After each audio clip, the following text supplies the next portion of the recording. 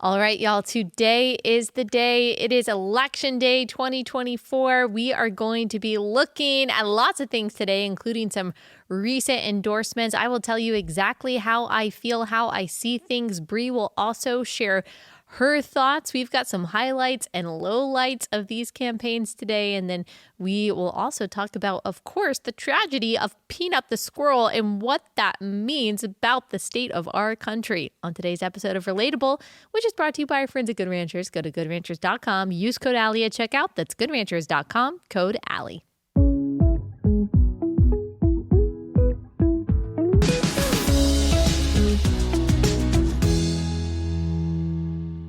Hey guys, welcome to Relatable. Happy Tuesday. Hope everyone is having a wonderful week so far. Okay, guys, we made it.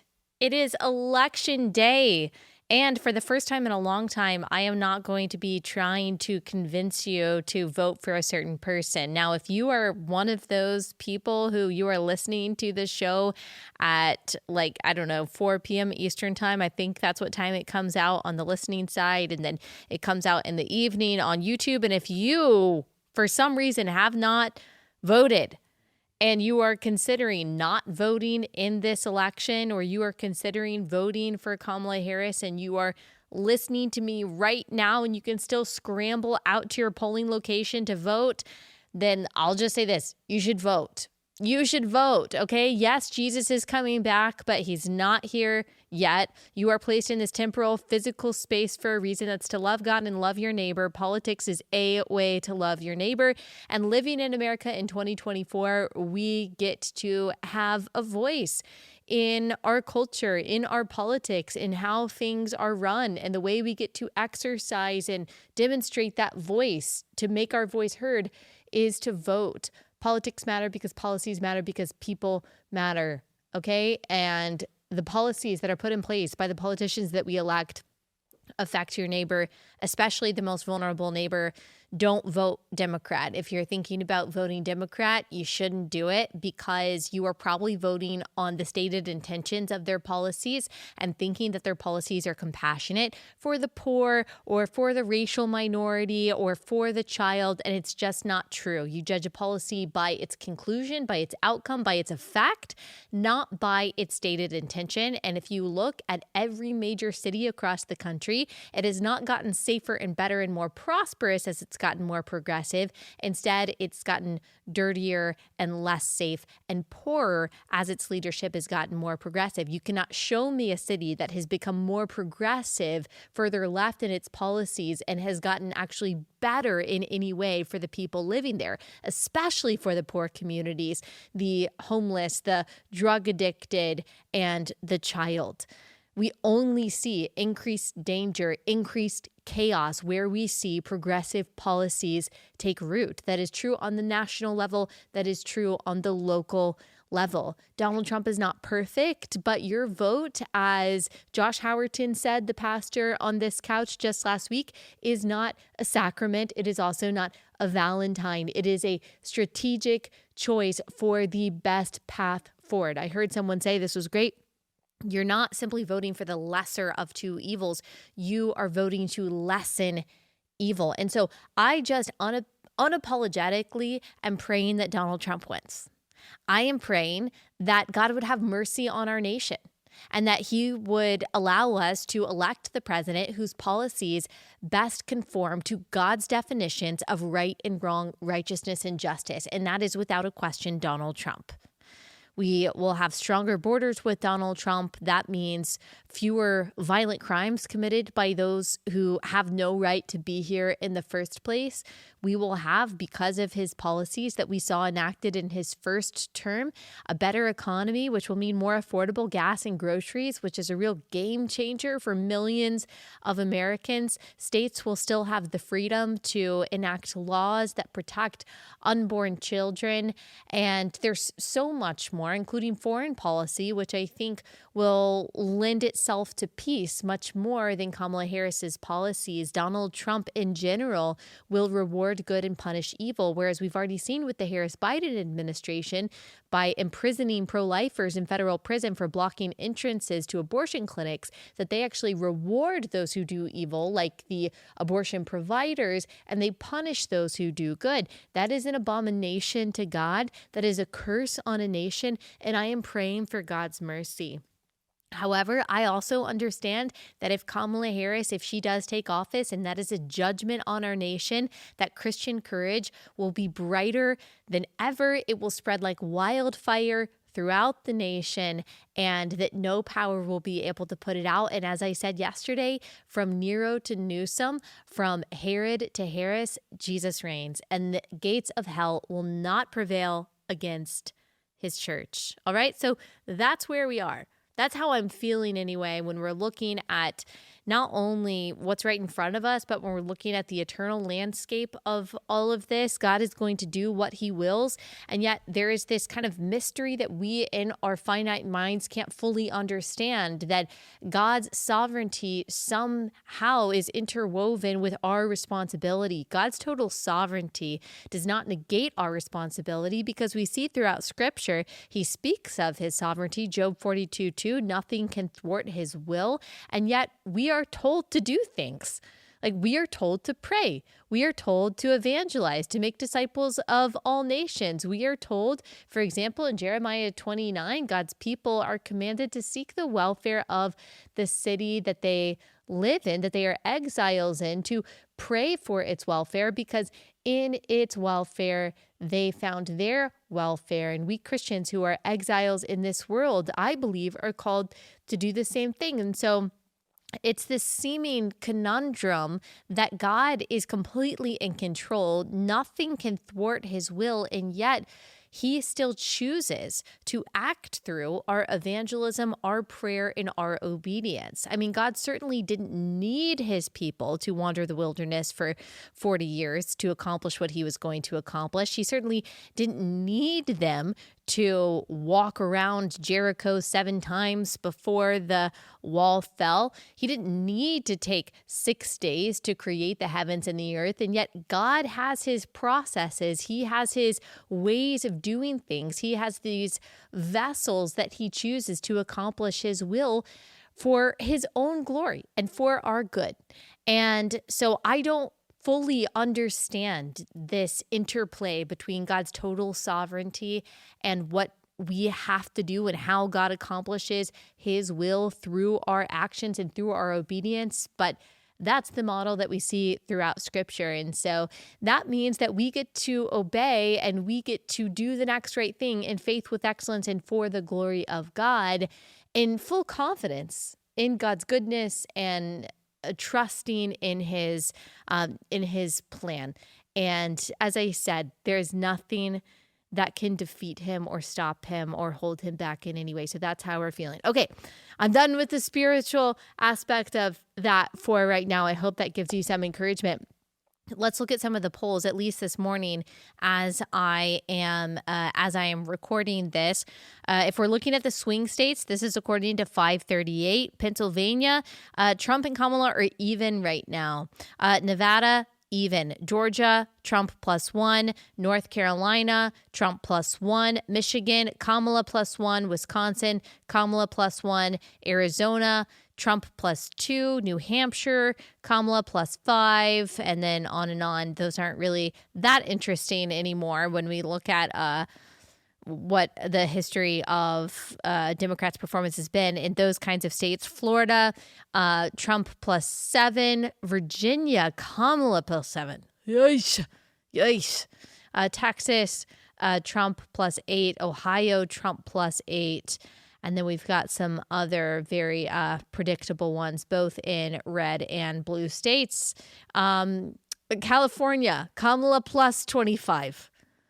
I think that the state of Ronald Reagan and Richard Nixon has changed just a bit in the past generation. And so that's what we're kind of looking at right now. Republicans are going to have a lot of voters show up today who did not take my advice to early vote, but I hope that they are able to get out there come hell or high water. You've got to get out there. You've got to vote. You can't let anything throw off your plans today. Make sure that all of your friends have voted.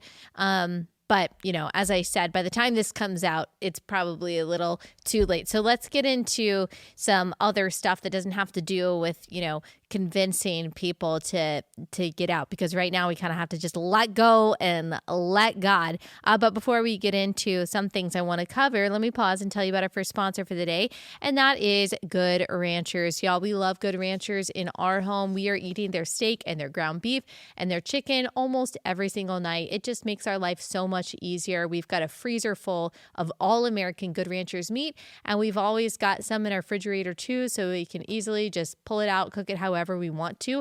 I've actually got my own box, and I've been eating Good Ranchers for a really long time.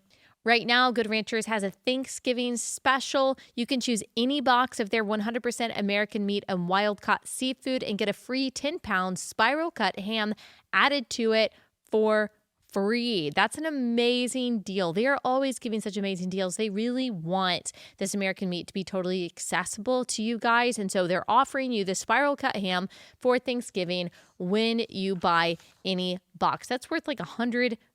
That's amazing. Go to goodranchers.com, use my code Allie to claim a free Thanksgiving ham before they run out. Supplies are limited. Goodranchers.com, code Allie.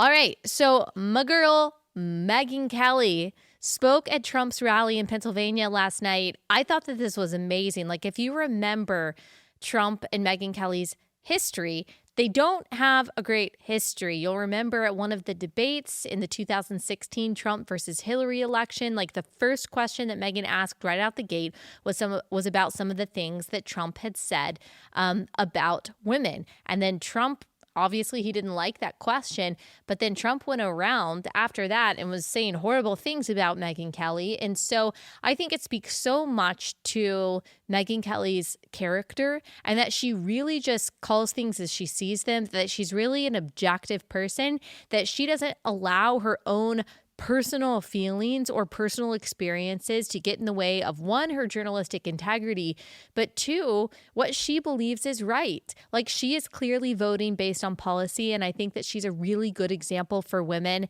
in that way. And you guys know, just personally, I've loved Megyn Kelly. People always ask me, did you ever think that you were going to do what you do? And I always say, well, I loved Megyn Kelly when I was in middle school and high school. Like, that is what I wanted to do. I wanted to be Megyn Kelly, which is not the trajectory of where I went. And I'm very glad I didn't go into broadcast. I didn't go to Fox News. That's not what the media landscape looks like today. And I still admire her a whole lot, because I just think that she is so bold and one of the best messengers for critical thinking out there. But yeah, so I was excited to listen to her speech. She had a lot of amazing things to say at this Trump rally. I'm going to play a couple clips. Here's Salt One.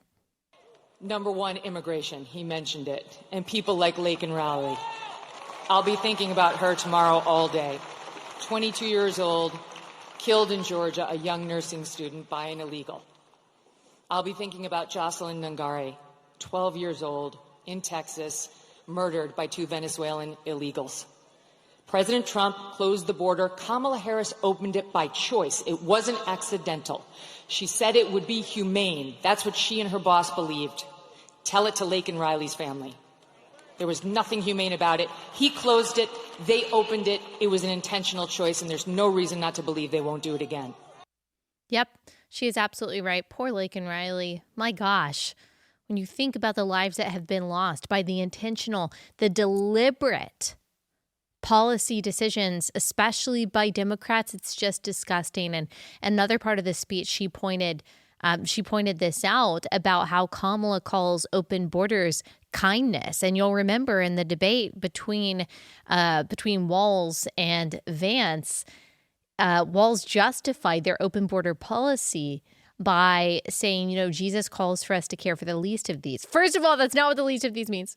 He's talking about persecuted Christians. If you're scandalized by that statement, then you can read most theologians throughout history, and certainly the church fathers in that context. That is who Jesus is talking about. But even if he were talking about the world poor, I promise you he is not talking about the illegal aliens raping and murdering young women. That's not who he's referring to. But that is like a perfect example of toxic empathy. And that's, of course, why I wrote the book. And that's why I was so passionate as I was writing the immigration chapter, because we see this toxic empathy manifest itself so much. This idea that welcoming everyone who wants to be here is kindness, when really it is cruelty to the citizens we are responsible to, the citizens that our government is responsible to. Because for every sad story that you hear of the woman who is fleeing Colombian gang violence to live and work here with her family, there are 5 other stories of military-aged men infiltrating the United States and raping children. That's just the truth of it. And even if that were just one bad apple, that would be enough to close down our borders. And even if there were no bad apples, that would be enough to close down our borders, because that is the right and responsibility that we have as a country. Remember yesterday the stories that we had to tell of these young men who have infiltrated the United States illegally, one of which actually raped a 4-year-old. Oh my gosh. It is a moral obligation, a righteous obligation for a government to close our borders and to deport all illegal aliens. God is a God of order, not a God of chaos. And one of you actually messaged me last night, and I love these messages so much. It gives fuel to my fire and helps encourage me to do what I do, whether it's something that's theological or political. But when I get a message from one of you saying, I listened to Relatable and this changed my mind, whether it's something that I said or whether it's something that one of my guests said, who are far more brilliant than I am.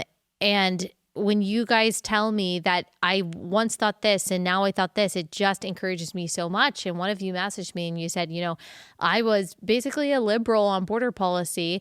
You didn't really think about it beyond just the idea that, well, we should care for these people who want to be here. And then once you read Toxic Empathy and you saw the facts of it and the truth that exists on both sides of this moral equation, and you realize that God is a God of order, not chaos, that completely changed your mind on the immigration issue. And I just praise God for that. Megyn Kelly also gave this reason for why she's voting for Trump. Here's Sot 2. He got mocked by the left for saying he would be a protector of women. He will be a protector of women, and it's why I'm voting for him.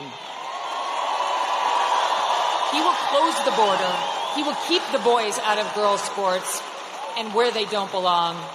And you know what else? One more thing. He will look out for our boys, too. Our forgotten boys and our forgotten men. Guys like you. Guys like these guys, who've got the calluses on their hands, who work for a living with the beards and the tats, who maybe have a beer after work and don't want to be judged by people like Oprah and Beyonce, who will never have to face the consequences of her disastrous economic policies. These guys will. Yep, she's absolutely right. Go Megyn Kelly. I think that's such a cool arc from where they were 8 years ago. And gosh, the political realignment that has happened, not just over the past 8 years, but really over the past 4 years, is really something. It's really something to see people like Joe Rogan, Megyn Kelly, Elon Musk, Russell Brand, all of these people who are considered center, even center left over the past few years, come out in favor of Donald Trump. Joe Rogan released his latest Elon Musk interview last night, and Joe Rogan also endorsed Donald Trump himself. He said, the great and powerful Elon Musk, he's posting the link to he's posting, I guess, the video itself on X, the interview between him and Elon. He said, the great and powerful Elon Musk, if it wasn't for him, we'd be effed. Would never say that on this show. He makes what I think is the most compelling case for Trump you'll hear, and I agree with him every step of the way. For the record, yes, that's an endorsement of Trump. Enjoy the podcast. Thank you, sir. Some people are saying, oh, he should have done this a long time ago. Look, I think that we just have to be happy that it happened. He has huge influence over men, and men right now do seem to be less engaged and less mobilized in this election than women do. And if we want a Republican to win, as the numbers bear out, we really need the men to be voting, and a lot of people, most people vote on voting day. And so this could still have a great effect. I hope that people listened to it last night and watched it. It was really, really good. I'll just play you a clip from this incredible interview, SOT 19. If the Dems win this election, they will legalize enough illegals to turn the swing states, and everywhere will be like California. There will be no escape. That is so insane. This is the final. This is it. This is the last chance. Has anybody tried and to I push just want to back? Go out and vote. Vote like your life depends on it. Vote like your future depends on it, because it does. This is the last chance, man. Okay, so I think that that's pretty incredible that we actually have like a billionaire in our corner. We have a few billionaires in our corner, actually. There have been some tech giants and even some media moguls that have come out in favor of Donald Trump, and I'm very thankful for that. That's just not something that we are used to on the right. It seems like the scales are a little more even than they have been in the past. I mean, as we've talked about many times, these progressives who claim that they're so scared of the specter of Christian nationalism and Christo-fascism. I'm like, you've got every major national and international institution and major corporation and most tech companies all in your corner agreeing with everything that you believe about immigration and gender and sexuality and the police and all of that stuff. And you guys are scared of a few Christians who say, oh, I think murdering babies is bad. Really? Come on. But I do appreciate Elon Musk's outspokenness, his boldness, his taking over X. I mean, really, it is. I didn't know what it would look like, but I think it has been a game changer for the trajectory of Western civilization. I really do.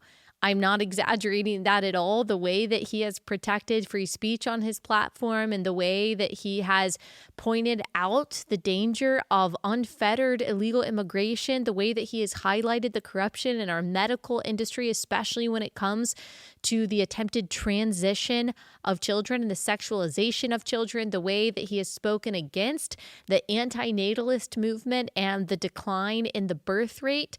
I'm just very grateful for that. And it's an unexpected gift. And do I align with him on everything? No, absolutely not. I don't think he's a born again Christian, although he has talked about being a cultural Christian.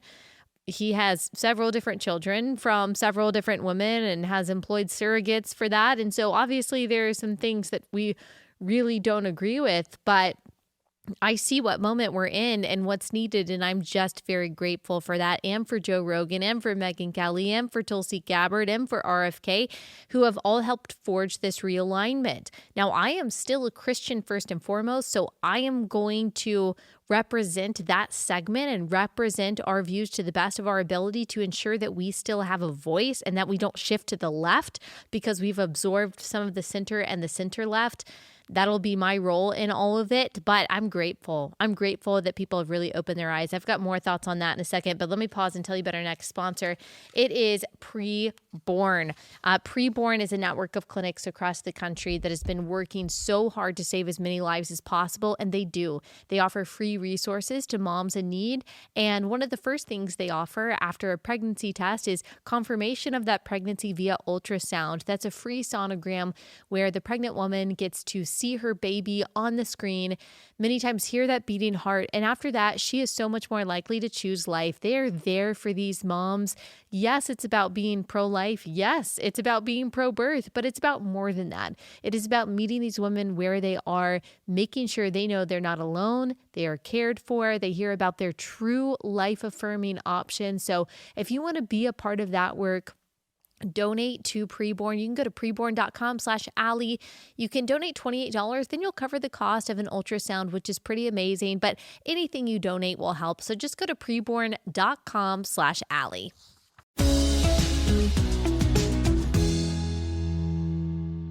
Okay, before I get into the rest of my thoughts about the political realignment, I want to bring it to Bri and just see, Bri, how are you feeling about the election? I hate to be a Debbie Downer, but Oh, gosh, Bri. I know. I'm starting with that. I'm not super optimistic. I would love to be. I'm just not. I'm sorry. I'm not very optimistic. Why? Is it general vibe or what? I'm just so disappointed from the last time. Yeah. I feel like that's just carried over. And to be honest, I just don't think one side is going to do this in good faith. So I just don't know, even if Donald Trump does actually win, I don't know. Yeah. We're definitely up against people who believe that the ends justify the means and that Donald Trump is Hitler. And so they believe that whatever it takes to keep Hitler out of power is completely justified and is actually democracy. Yeah. And of course, the opposite is true. But you just wrote a really great article about just why you as a Christian are voting for Donald Trump. I'm guessing you already have voted, right? Okay, good. Yeah. Yeah, I voted. Bri, I would have to make you I'll be leave here all day. So I know I would have to make you leave right now.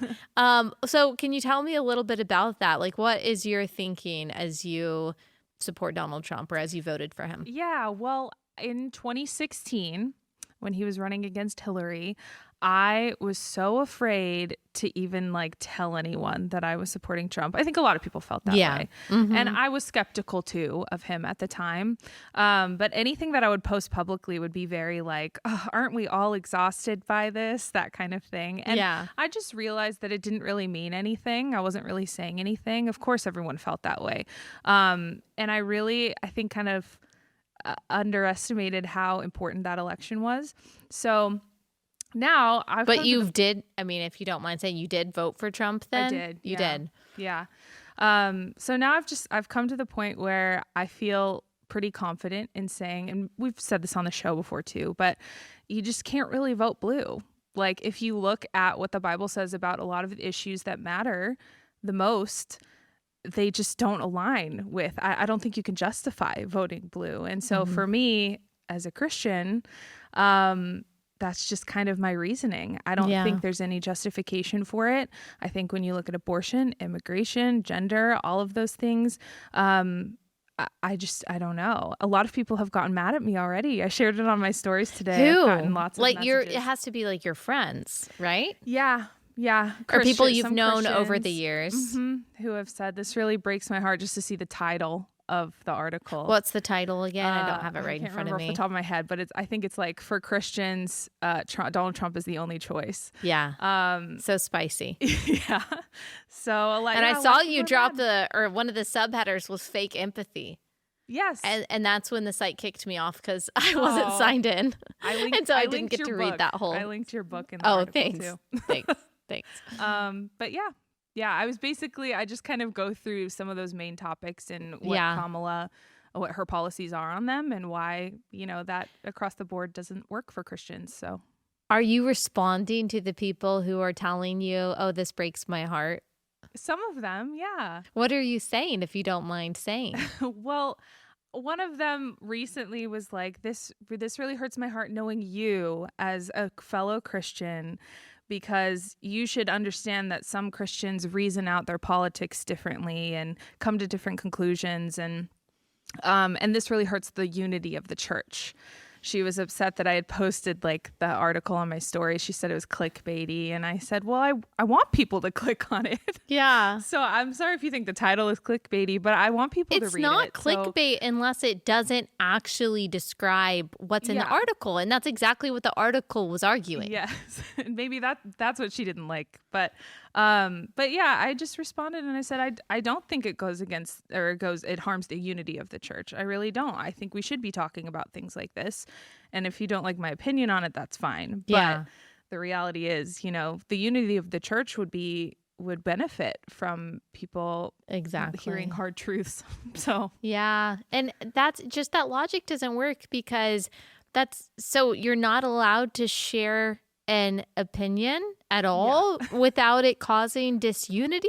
Yeah. And it seems that I only hear that from people on the left when it's a conservative opinion. Mm-hmm. If a progressive were to say, I'm voting for the least of these, I'm voting for the most vulnerable, for the migrant, for the foreigner, and all that, and I don't see how anyone could vote for the felon, they would say yes and amen. That's not divisive. It was like in 2020 when we were hearing that all white people are racist and there's white fragility and all of that. And someone like me would be like, well, no, I don't think that's biblical. And that's just not factually accurate. I was being accused of being divisive. Yeah. Okay, but you're the one who's saying that I am a part of systemic racism based on just like the melanin count that I have. How is that not divisive? Yeah. It's always the conservative. It's always like the counter opinion to like the progressive zeitgeist that is divisive. Because it's mean and it's unchristian. I got this a lot when I worked in ministry as well. There were some people who I think are well-meaning, but they just are like, if you say anything like that, they're like, well, that's not really loving. And so we as Christians shouldn't talk like that. That's not true. Yeah. That's not true.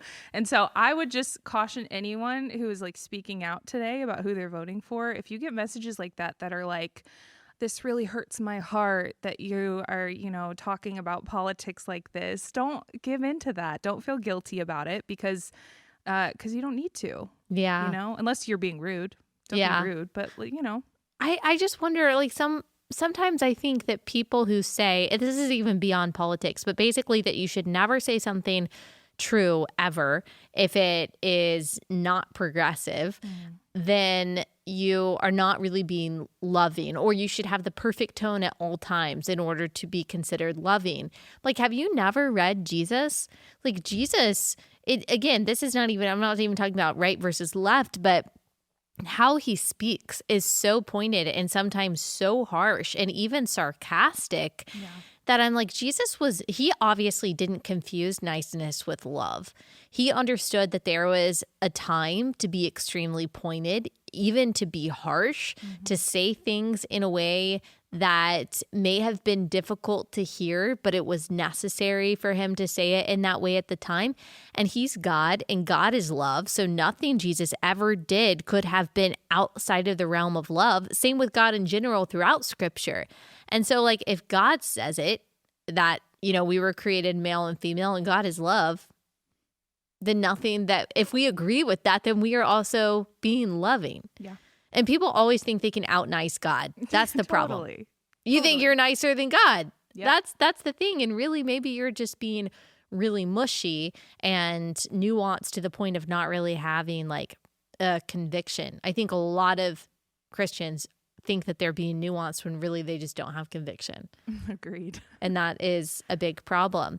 Well, I'm feeling okay about the election. I am trusting that there are conservative groups out there like the Heritage Foundation who are committed to election integrity. And there are millions and millions of dollars being poured into election integrity. Elon Musk is helping with that. And I'm just like, okay, that's beyond my realm. And I'm just hoping that that holds. Yeah. So that's the optimistic view. That is the optimistic I'm trying view. to get there. I'm trying to. I know. I did not think that Trump was going to win in 2020. Really? No. I didn't think he was going to win in 2016 either, to be fair. Oh, yeah. I didn't either. Yeah. This is the Wow. only election where I felt like it is a good possibility. Okay. Yeah, if that makes you feel any better. In 2016, I had just started doing this. And so I was like making videos on Facebook.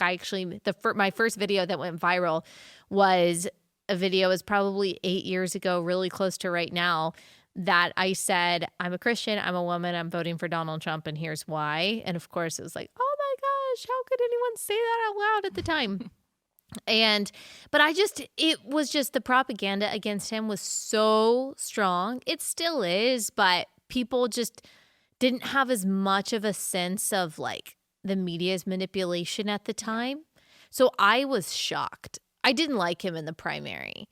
I'm not even going to say who I liked in the primary. It's embarrassing, but I didn't like him in the primary. But then I remember, so I went to sleep on election night in 2016. Because it was going on forever. And my husband came in the room at like 3 a.m. and said, babe, Trump won. And I was like, what? I could not believe it. Do you remember where you were? I was actually in France. I was in France, so I went to sleep just at normal time. And when I woke up, it had come in. But I went to sleep thinking, I was sure. I was like, Hillary Clinton is going to win. Yeah. And I woke up and my friend and I, who both were conservatives, looked at each other, just opened our doors and were like, what? I cannot believe it. So yeah, good memory. Oh my goodness. And then in 2020, I mean, obviously I voted for Trump. So I voted for Trump 3 times now. I just, there was so much. And I obviously only really can like see my camp of evangelicals, but there were conservative evangelicals who in the name of fighting racism couldn't bring themselves to vote for Trump. Yep. And I think that it's interesting that 2020 is still playing a huge role in our elections, but in the opposite way that it did in 2020. So in 2024, the events of 2020 are helping Donald Trump. Mm-hmm. In 2020, the events of 2020 hurt Donald Trump. And I'm talking about the BLM, George Floyd riots, that whole critical race movement where a lot of Christians were duped by BLM and a lot of the bad actors who were calling all white people racist. I mean, they've completely shown themselves for what they are, which is just like race idolizers, white people haters who do not believe in God's definitions of goodness and justice at all and are just progressives. They're just progressives. And so I think a lot of evangelicals have woken up to that. And so they're like, yeah, that's a crazy ideology. I don't vote in alignment with that anymore. And then I think the MAHA movement, the Make America Healthy Again movement, has really since 2020 just taken off and joined forces with Trump, which is interesting because Trump was in charge of Operation Warp Speed. Yes, I know. That's such a political realignment. I just saw a post, I'll try to find it and put it up, but of someone who said in 2016, I was, crying in the streets when Hillary lost. In 2020, I was celebrating in the streets and I just voted for Trump. And I think it was Liz Wheeler who asked, I would love to hear what changed your mind. And essentially she was like, it was COVID. It was what happened during COVID and what all of the lockdowns and the regulations and things like that. That's what got people. And yeah, still is. That's really amazing. I hear from a lot of people. I have a ton of DMs. I was just pulling them up to see if I could read any of them, but I got a ton of them and a lot of responses to my story last night. So I don't know what I'll be able to read, but a lot of people who said that they were, that they voted for Hillary or didn't vote in 2016, then voted for Biden last time and then voted for Trump. I remember these were the most devastating messages I got last time. I got a few messages in 2020 before Election Day from people saying, I already voted for Biden, but I started listening to you and I really regret that now. And I'm like, oh no. But hopefully this go round.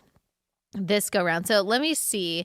I asked some people if relatable has helped change their mind. A lot of people said IVF, abortion, and things like that. I'm really grateful to hear that. One person said, I decided to vote for Trump and changed my view on abortion because of relatable. That's really sweet. Someone said, voted for Biden, embarrassed to say, in 2020, but you turned me Republican.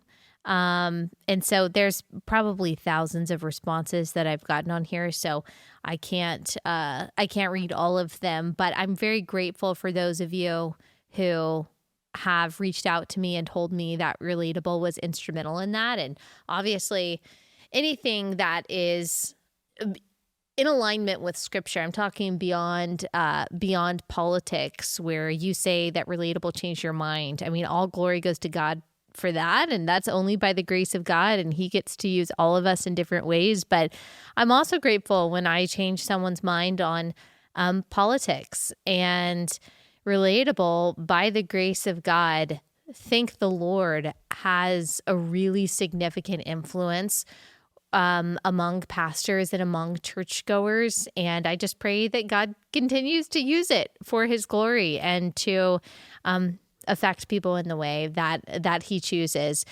And so we'll see what happens with all this. I'm feeling really good. I was really nervous over the weekend. I'm feeling really good right now. We'll see how I feel. I do just want to say that I will be providing election commentary tonight for Blaze TV. It's on the Blaze TV YouTube channel. It starts at 6 p.m. Eastern. 6 p.m. Eastern time. And it's going to go like all night, y'all. Okay. So we're going to be there as the polls close. We're going to be giving you our analysis. I'm going to be there. Liz Wheeler's going to be there. We've got Steve Dace. We've got Glenn Beck. It's going to be awesome.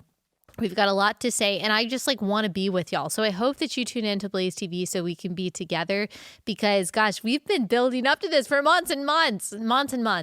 And so I really just want to provide you the culmination of all of my commentary. So make sure that you tune in. You can go to blazeelection.com/Allie. Is that correct? blazeelection.com/Allie. You can get $40 off on your subscription to Blaze TV. Get access to all kinds of fun exclusive content. All right. Next sponsor is Jace Medical. So I am feeling optimistic, but if you want to take Bri's view that things are going to go really badly and that the demise of Western civilization is imminent, you probably want to make sure that your medical supply is taken care of and that you have the prescriptions that you and your family rely on a daily basis in some kind of emergency storage or a case of antibiotics just in case you need them called a Jace case. You can go to jace.com and you can get that Jace daily kit, that year-long supply of the prescriptions that you and your family need. You can also get that Jace case full of antibiotics and also add-ons like EpiPen, ivermectin. Better to be safe than sorry. We don't know what's going to happen. So you might as well just get the medication that you need. Go to jace.com, code Allie at checkout for a discount. That's jace.com, code Allie.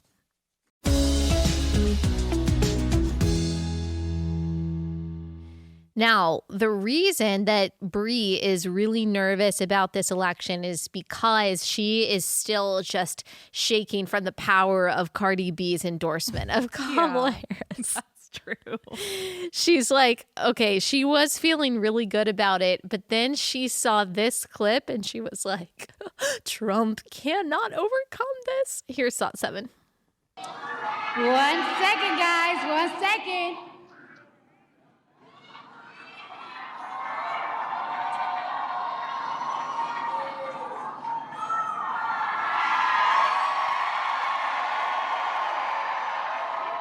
Okay, so I don't take lightly the call. Sorry, guys, I'm a little nervous. Guys. I've been waiting for this moment my whole life. Okay, so the teleprompters went out. And she has so much genuine love for Kamala Harris that she couldn't even say one word that she had thought of. She's literally a performer. Yeah. You know, I've realized, though, that whether it's an actor or whether it's a singer, I'm trying to be nice because it's a different ball game to get up there and speak. Not everyone who is a performer is a speaker, but to not be able to say literally one word because you don't have written remarks in front of you. Yeah. Someone tried to convince me that actually Cardi B is a historian, that she isn't like an FDR historian. Yeah. What was the reasoning? I don't know. I saw it on X. I didn't look into it at all. I just have a really hard time believing that. Yeah. I mean, I think that she kind of seems like a sweet person and I'm talented and all of that stuff. I'm not saying that she is, I'm not trying to disrespect her in every way. I just think that if you are going to choose someone to speak at your rally, that you should choose someone who can talk. Yes.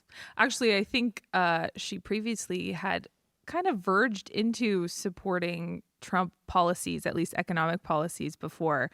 So I was actually kind of surprised to see her do this. But well, she criticized Bernie Sanders, I think, at one point. Yeah, maybe that's what it was. Yeah. And she criticized the government in New York. She was like, we pay all this tax money and we still have like rats and trash everywhere and people can't afford groceries. And I'm like, think. Maybe those are her real thoughts and this is her being blackmailed. Well, she definitely, it might even, I don't even know if it's blackmail. I think Beyonce got paid $10 million to give her speech. And so, yeah. I mean, maybe she probably wasn't giving Beyonce money, but maybe $5 million. Yeah. And if you don't really care that much, I mean, yeah. Doesn't matter. And then also we've got LeBron James. And LeBron James is, surprise, surprise, endorsing Kamala Harris. Here's Saw 8. No, I'm not a racist. They're taking black jobs now. The whole country's going to be like, it'll be like Detroit. A lot of it's about the genes, isn't it? Don't you believe? They're poisoning the blood of our country. Is that supposed to convince people? Is black jobs racist? I feel like the left is always talking about black this, black that, black jobs, black excellence. But when Trump says that, then it's like the most racist thing ever. Yeah, well, it doesn't help that they spliced that together with the word like Nazi supporter. Hitler. Yeah. Come Like, on. cool editing, guys. Yeah, I remember when LeBron James a few years ago said that because he is black, people are out there literally hunting them down. I promise you, no one is going to mess with you, LeBron James. Yeah. You are the least vulnerable person in this country. Yep. Nope. Yep. Nope. And then, of course, she's got other celebrity endorsements. She's got Oprah. She's got Rihanna. She's got John Oliver. She's got the Avengers cast. Okay. Scarlett Johansson, Robert Downey Jr., Chris Evans. Really, Chris Evans? Mark Ruffalo, a bunch of other people saying vote for Kamala Harris. Haley Williams. Am I confused about who Haley Williams is? I must be confused. I thought that Haley Williams was like some conservative. I don't know. Okay, let's play this clip because I guess I don't know who she is. SOT 12. Project 2025 is Donald Trump's playbook for controlling and punishing women, poor people, people of color, and the LGBTQ plus community. It is time for all Americans to band together and to finally defeat the Trump agenda. And the only way to do that is by confronting him at the polls. Do you want to live in a dictatorship? Well, show up and vote! Yeah! Okay, I'm sorry. I completely forgot who Haley Williams was. That shows how plugged in I am to pop culture. I thought she was like a country singer. I'm thinking it's someone else. But no, this is the Paramore singer. We've actually played that before. Oh no, I'm so scared of a dictatorship. Does it comfort you guys out there if I let you know that if Donald Trump wins, we're not going to live in a dictatorship? Like, does that make you feel better? Because I promise that the guy who used to judge bikini contests is not a dictator that is going to take away your birth control. Like, I promise. Can I promise you that? Will that make you feel better? You know, this guy was president. Do you remember that? Like 4 years ago, he was president. Did you feel like we were entering into a dictatorship? Were any of your rights taken away when Donald Trump was president? Yes, I know that some of you lived in a state that enacted a pro-life law, and so it made it more difficult to kill babies. But killing a child just because the child resides in your body is not actually a right. It's not in the Constitution. It's not a right of God. It is something that is completely made up. And by the way, it's immoral, and you can move to a blue state if you want to. I think that's horrible. I think it's a fundamental human right, but you still can move to a blue state where abortion is available through all 9 months. There's no dictatorship going on here. You will have more freedom under Donald Trump. Monica Lewinsky, she, her, that's in her Twitter title, in case you didn't know that Monica Lewinsky was a woman. She is voting for Harris Walls. Also, surprise, surprise, lots of jokes that I could make, but I will move on. Let's see. Where should we go?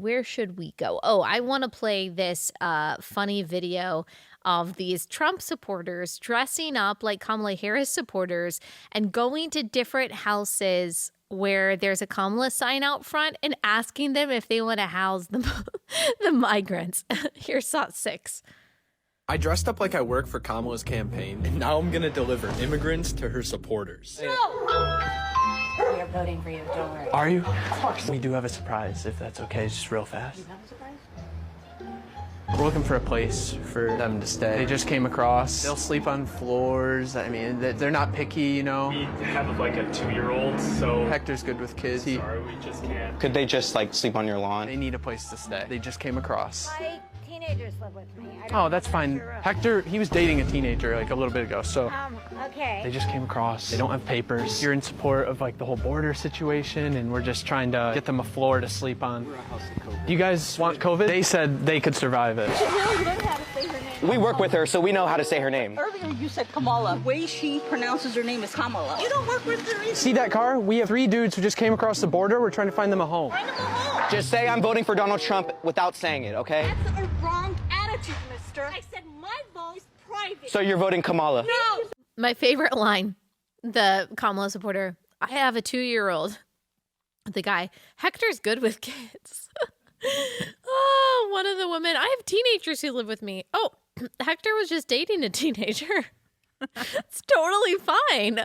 Oh my goodness. No, I would like to see more of this. I think that this is what you should do. If you are going to vote for the policies that don't affect you in your rich neighborhoods, by the way, illegal aliens crossing the border, your family hasn't been affected by that yet. I think your family should be affected by it. And if you don't see the purpose of having borders, then you must not see the purpose in having walls or doors or locks either. But you do. You understand the importance of having a home, of having a fence, of having a gate in your gated community, having your own walls and your own doors and your own locks, not because you hate your neighbors, but because you love your family inside. Yet when it comes to the country, all of a sudden that's a bigoted position. No, you've been brainwashed. You've been brainwashed. Okay, should we talk about Peanut the squirrel? Yeah. You think so? Yeah. Okay, let's end on talking about Peanut the squirrel. This is about the stuff that really matters. I guess I'll go ahead and give our last sponsor for the day, and then we can get into Lil Peanut, R.I.P. Okay, the last sponsor of the day is Crowd Health. I don't have to tell you how crazy and how expensive it is to have health insurance these days. I mean, it is just out of control with skyrocketing premiums and restrictive doctors networks. It might be time for you and your family to opt out of that altogether and to join Crowd Health. You get access to telemedicine visits, discounted prescriptions, and so much more without doctors' networks getting in the way. Through Crowd Health, you join the crowd, which is a group of members just like you who want to help pay for each other's unexpected medical events. Crowd Health is an alternative to health insurance. You pay $175 as an individual or $575 for a family or more, and then you get access to that community of people who is there to help share the burden of your health expenses. And with my link, you get an extra discount. You can get started today for just $99 a month for your first 3 months when you go to joincrowdhealth.com/Allie. Crowd Health is not insurance. Learn more at joincrowdhealth.com. That's joincrowdhealth.com/Allie.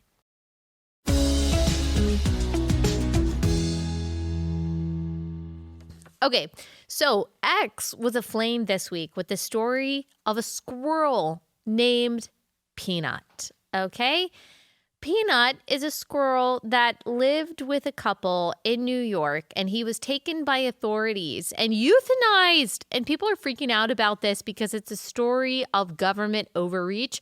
Obviously, New York City has a lot to deal with. They have a lot of crime, a lot of drug problems, just a lot of economic issues. They've got a problem of illegal aliens taking the space of citizens and housing. And yet this is what they decided to focus their resources on. So Mark Longo and his wife, they have accumulated a large audience on TikTok because of their pet squirrel and the videos that they make with this squirrel named Peanut.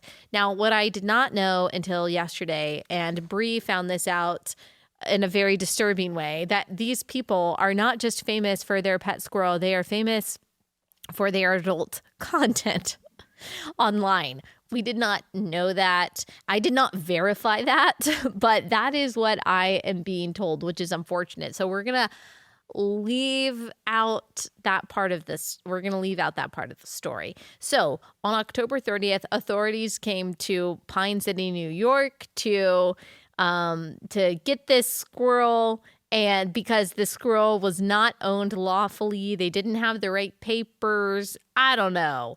And so they decided that they were going to capture this squirrel, take the squirrel away, and a raccoon. Is that right? The raccoon that this Fred the raccoon. Yeah, that this couple had in their apartment. Apparently, Peanut bit one of the authorities that came to get him, and then they had to euthanize him to test the brain for rabies, just to make sure that this officer did not get rabies, if you can even get rabies from a squirrel. But people are very upset about this, not just because of the government overreach, but because it seems like animal cruelty, and people had fallen in love with Peanut the squirrel. Here's Sub 4.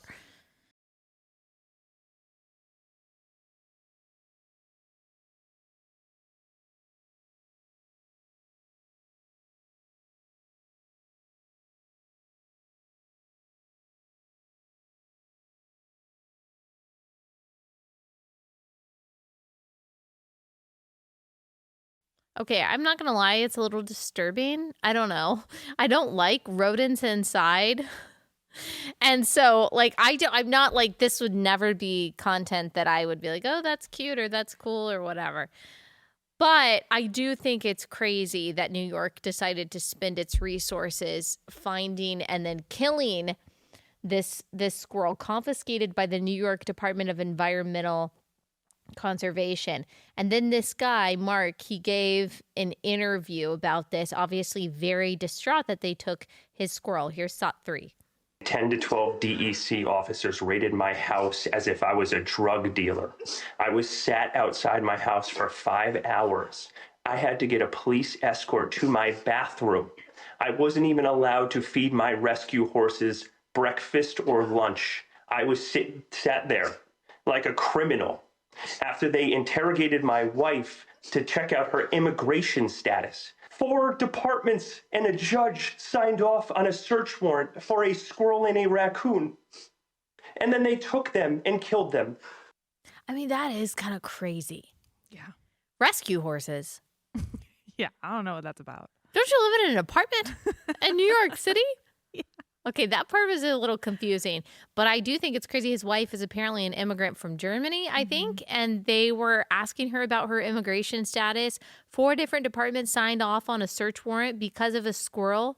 Like, y'all don't have better things to do? Yeah. Like, you can barely even safely walk in Central Park after dusk these days, and, like, this is your concern? Yeah, and it took them hours. They were there all day. That is crazy. Yeah. That is crazy. Elon Musk made this like a MAGA rallying cry. He posted on X, President real Donald Trump will save the squirrels. R.I.P. Peanut.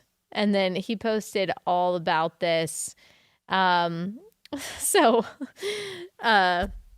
J.D. Vance said, let's see, this was on Sunday. He told a crowd in North Carolina that Donald Trump is fired up about Peanut the squirrel. Here's top 5. So I know Don's fired up about Peanut the squirrel. We were on the way down here from Cincinnati.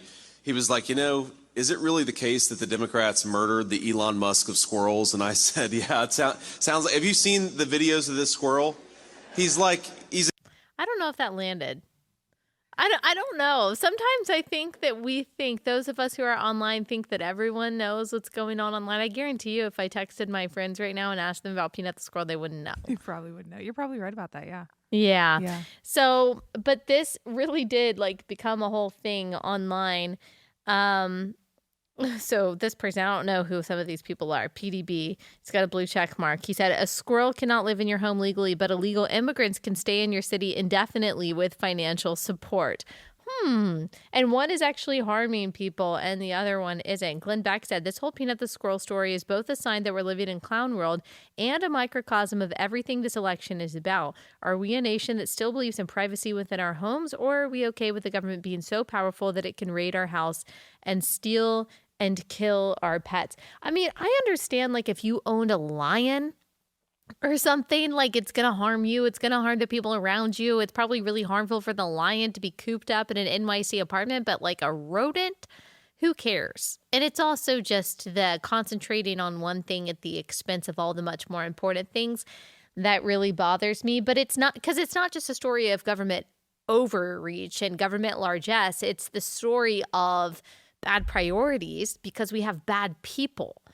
It's a story of the government not wanting to solve actual problems, but just torment people's lives in a way that doesn't actually help anyone. But then I also think about the fact that people were more outraged about this story, not just the government overreach part, but the fact that a squirrel was euthanized, than they are about the fact that babies are euthanized thousands of times a day in the womb. Like, I wish that we were more outraged about a single story of the government allowing and even subsidizing the murder of children inside the womb. I mean, that is a whole other part of this, is that I do think for a lot of people, their hearts break more when it comes to animal cruelty than when it comes to cruelty for children. And may God just have mercy on us and revive our hearts so that we have rightly ordered affections and outrage. But R.I.P. Peanut the squirrel. It's a sad, sad story. I don't know if I would recommend Googling this person's name because I cannot guarantee what's going to come up. All right. Anything else, Bri, that we should leave people with? We will be back here tomorrow after our long night tonight. We'll be back here on Thursday as well. Is there anything else? No, just election coverage tonight. Woo. Hop on. Woo. We'll see what happens. It's going to be a late night. Let's pray that it's over tonight or tomorrow. Please, Lord. Please, Lord. That's my prayer. And I am praying. I hope that all of you are praying. I'm praying for peace. I'm praying for protection. I'm praying for God's mercy on our nation. I'm praying that Donald Trump wins. But I do know that Jesus wins in the end. And I have so much peace and hope because of that. All right. Thank you guys for hanging in this whole election season. We are almost there. We'll be back here tomorrow.